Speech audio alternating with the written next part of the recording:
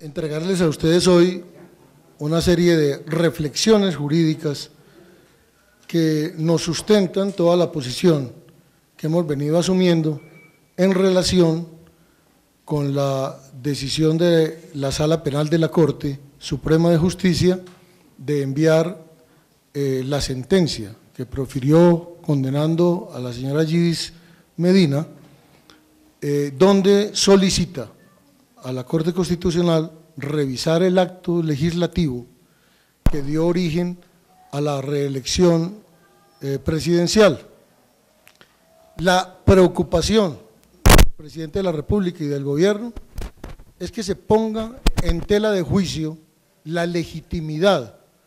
de la elección presidencial 2006-2010. Y por esa razón, el gobierno y el presidente de la República muy especialmente ha querido proponer a los colombianos una solución democrática, constitucional, que consiste en enviar al Congreso de la República un proyecto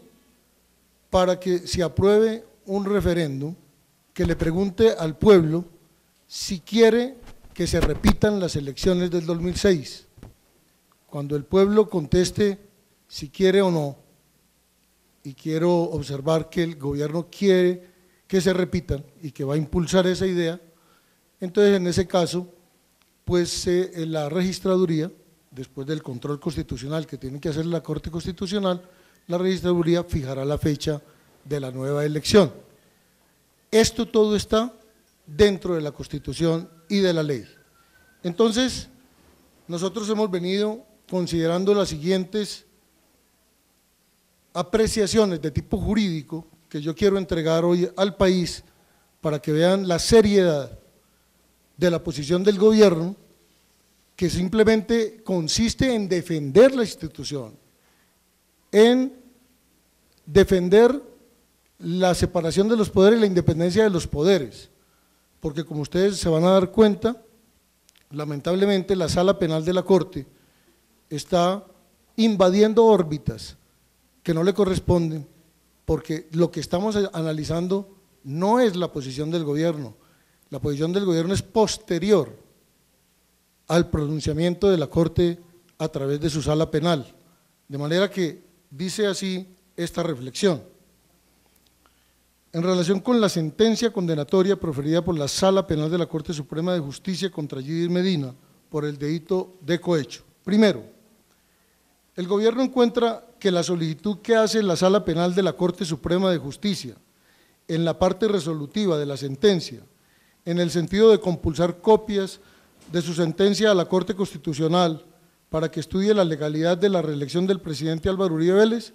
no tiene fundamento en la Constitución política ni en la jurisprudencia constitucional, por cuanto la Corte Constitucional solo puede examinar lo que la propia Carta le permite, comillas, en los estrictos y precisos términos, cierra comilla, del artículo 241. Segundo, la Corte Constitucional, en el ejercicio del control jurisdiccional de conformidad con el artículo 243 de la Carta Política, no tiene competencia para revisar sus propios fallos, ya que estos hacen tránsito a cosa juzgada constitucional, lo que conlleva a decir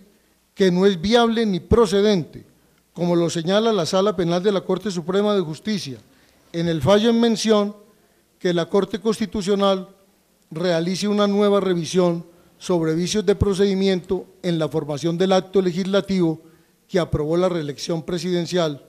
cuando ya en el pasado la Corte Constitucional se pronunció de manera definitiva sobre el particular y ejerció en forma definitiva el control constitucional sobre el mismo acto. Lo que nos parece sorprendente es que la Corte Suprema, conociendo esta legislación y estas normas, haya solicitado que se revise ese acto que ya no tiene revisión. Por lo tanto, esa intención propiamente no es jurídica. Tercero, la Corte Constitucional solo conoce de las demandas interpuestas por ciudadanos y no de manera oficiosa, siempre y cuando éstas no se encuentren, como ocurre con el acto legislativo de la reelección, caducadas en los términos del artículo 379 de la Carta, que exige que la demanda contra los actos legislativos se interpongan dentro del año siguiente a su promulgación. Cuarto, frente a la remisión de la sentencia a la Procuraduría General de la Nación, dispuesta por la Sala Penal de la Corte Suprema de Justicia, esta carece de competencia para pronunciarse sobre la constitucionalidad del acto legislativo aprobatorio de la reelección, por cuanto en el proceso de constitucionalidad ya la Procuraduría se pronunció emitiendo el concepto de rigor. Quinto, la responsabilidad penal es de carácter individual y personal. En el proceso que se siguió contra Yidis Medina, la Sala Penal de la Corte Suprema de Justicia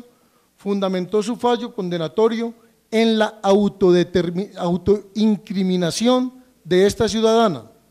sin que se haya probado la participación de los funcionarios públicos que ella indicó y sin que a estos se les haya permitido hasta ahora, por dicha corporación, desvirtuar las pruebas aducidas por la señora Medina en su contra, lo que claramente constituye una violación a los derechos constitucionales fundamentales al debido proceso, la presunción de inocencia y de controvertir las pruebas que se alleguen al proceso. Si bien es cierto que el delito de cohecho implica la existencia de dos partes, el que ofrece y el que recibe, en este caso, como hay dos jueces naturales, la Corte Suprema de Justicia, por un lado, y la Fiscalía General, por el otro, en cada uno de ellos se debe probar la responsabilidad plena de los implicados. En el primer caso, el de Yidis Medina, la condena impuesta por la Corte Suprema se fundamentó en la autoincriminación y para el segundo caso, el de los funcionarios acusados por ella, que se encuentran en etapa de investigación en la Fiscalía, no se ha probado responsabilidad penal. Sexto, mi deber constitucional es y será,